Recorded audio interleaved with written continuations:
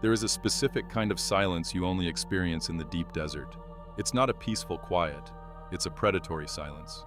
It feels like the landscape is holding its breath, waiting for you to make a mistake. When you are 200 miles from the nearest city, out of cell service, and surrounded by nothing but sand and scrub brush, you realize how fragile human life really is. We build little islands of light out there, gas stations, diners, motels, and we pretend they keep the dark at bay. But they don't. They just attract whatever is wandering out in the empty spaces. Welcome to Pallwick.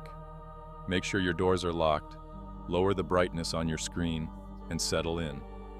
2 years ago, I was broke, living out of my car, and desperate for cash. I saw a flyer pinned to a bulletin board in a diner just off Route 50 in Nevada, often called the Loneliest Road in America. It was for a night auditor position at a place called the Mirage Inn. Pay was in cash, under the table, $200 a night. I drove out there the same afternoon. The motel was a single strip of 12 rooms laid out in an L shape. The paint was peeling, and the parking lot was completely empty.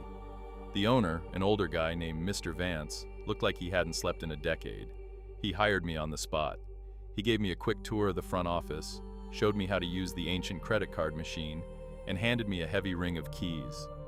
Shift is 10 p.m. to 6 a.m., Vance told me, his voice gravelly. The front door to the office stays locked.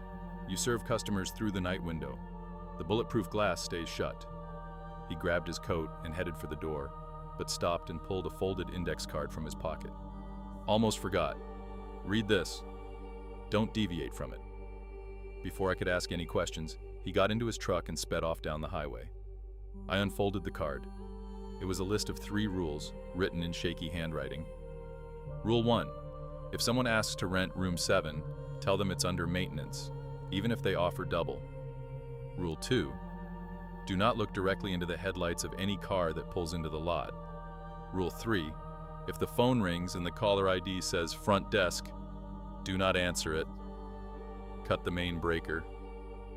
I rolled my eyes. It felt like a hazing prank for the new guy. I tossed the card in the trash, brewed a pot of terrible coffee, and sat behind the thick glass window of the front desk. By 1:30 a.m., not a single car had passed on the highway. The silence was deafening. I was reading a paperback book to keep myself awake. At exactly 2:14 a.m., the gravel in the parking lot crunched. I looked up. There was no engine noise, no headlights sweeping across the lot. Just an old rust bucket sedan parked right in front of the office window. I hadn't even seen it pull in. A man stepped out. He was wearing a beige trench coat, slacks, and a wide-brimmed hat. He walked toward the night window, but his movements were wrong. He didn't bend his knees enough when he stepped. His arm swung just a fraction of a second too late, like someone puppeteering a human body who hadn't quite mastered the controls yet. He stepped up to the glass. His face was entirely unmemorable, completely average, except for his eyes. They were wide open. He didn't blink once. I require a room for the period of sleep, he said through the intercom. His voice was completely flat, devoid of any inflection. Sure thing, sir, I said, trying to hide my unease.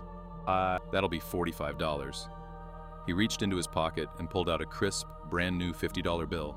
He slid it through the metal tray under the glass. As he did, I noticed his hand.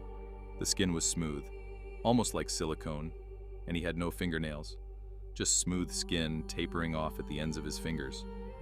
I swallowed hard and handed him the key to room 4. Have a good night. He didn't take the key immediately.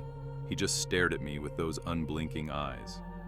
I would prefer room 7, he stated. My stomach dropped. I remembered the index card in the trash. If someone asks to rent room 7, tell them it's under maintenance. I'm sorry, sir, I stammered. Room 7 has plumbing issues. It's out of order. The man's expression didn't change, but his neck cracked loudly as he tilted his head to the side. The plumbing is adequate. Open room 7. I can't do that, I said, stepping back from the glass. He didn't argue. He picked up the key to room 4, turned around with that stiff, jerky walk, and went to his room. I watched the security camera feed. He walked into room 4 and shut the door. I immediately dug the index card out of the trash and laid it flat on the desk. This wasn't a prank. For the next 2 hours, my eyes were glued to the black and white security monitor. The man in room 4 hadn't turned the lights on. He was just sitting in the dark. At 4 a.m., the landline on the desk rang. It was jarringly loud in the quiet office. I glanced at the caller ID. Mr. Vance. I let out a sigh of relief and picked up the receiver. Hello? Did you get a customer? Vance's gravelly voice asked through the static. Yeah, I said, wiping sweat from my forehead. A really weird guy. He asked for room 7, just like the note said. I put him in 4. There was a long pause on the other end of the line. The static seemed to grow louder. Did you look into his eyes? Vance asked. His tone was suddenly very serious. Yeah. Why? Listen to me carefully, Vance said, his voice starting to sound metallic. He is not a customer. You need to go outside, walk to room 4, and lock it from the outside with the master key. Do it right now. Are you insane? I hissed. I'm not going out there. Do it now! Vance roared through the phone. I slammed the phone down. My heart was racing. I looked up at the security monitor. The door to room 4 was wide open. The man was gone. Suddenly, the phone rang again. I jumped out of my chair. I looked at the caller ID. It didn't say Mr. Vance. It said, Front Desk, Rule 3. If the phone rings and the caller ID says Front Desk, do not answer it. Cut the main breaker. I let the phone ring. It screamed out into the empty office. I grabbed a heavy flashlight, walked over to the electrical panel on the wall, and threw the main breaker switch. Every light in the motel shut off. The neon sign outside died. The security monitors went black. I was plunged into total, suffocating darkness. And then, the phone stopped ringing.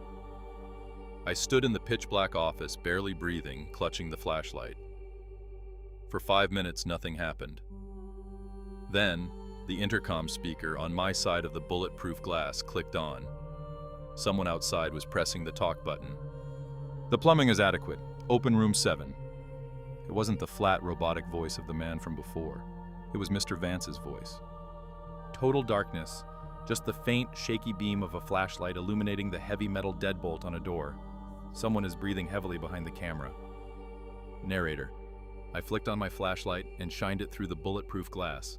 Standing on the other side of the window, bathed in the pale beam of my light, was the man in the trench coat. But he wasn't wearing a hat anymore. He was holding Mr. Vance's severed head by the hair. The man's mouth wasn't moving, but the voice came through the intercom again, perfectly mimicking the old man. Open room 7. I backed away in horror, but the terror didn't end there. Out of the darkness of the parking lot, more figures stepped forward. 4 of them. 5. 10. They all moved with that same, jerky, unnatural gait. They were all wearing clothes that looked slightly outdated, mismatched, and they were all completely silent. They surrounded the front office window, pressing their hands with no fingernails, against the thick glass. I realized the horrible truth. Vance didn't hire me to manage the motel. He hired me as bait. This place wasn't a business. It was a feeding ground. And room 7 wasn't out of order. It was where they came from. The glass began to creak. There were too many of them pressing against it. The bulletproof pane was thick, but the window frame was old, rotting wood. I didn't wait for it to break. I unlocked the back door of the office, which led into the desert behind the motel. I burst out into the freezing night air and ran. I didn't turn my flashlight on. I let my eyes adjust to the moonlight and sprinted through the scrub brush, away from the highway, away from the motel. Behind me, I heard the agonizing sound of shattering glass, followed by a chorus of voices echoing into the desert night. They were all screaming my name, but they were using Mr. Vance's voice. I walked for 10 hours through the desert until a passing semi-truck spotted me on the highway just after dawn. When the local police investigated the motel, they found nothing. The glass in the front office was intact. The power was on. There was no sign of Mr. Vance, no sign of the man in the trench coat, and no sign of a struggle. But when they forced open the door to room 7, they found something the sheriff refused to put in the official report. The room had no floor, just a massive, perfectly circular sinkhole plunging straight down into the black earth. And scattered around the edge of the hole were dozens of old index cards, covered in rules, waiting for the next night auditor. The desert is vast, and there are places out there where the rules of humanity simply don't apply. If you ever find yourself driving down a lonely highway and see a motel with no cars in the lot, keep driving, because the things waiting inside might be wearing the faces of the people who stopped before you. Thank you for visiting Pallwick. If you made it to the end, leave a comment and let me know what you would have done. Hit that subscribe button and never trust the silence.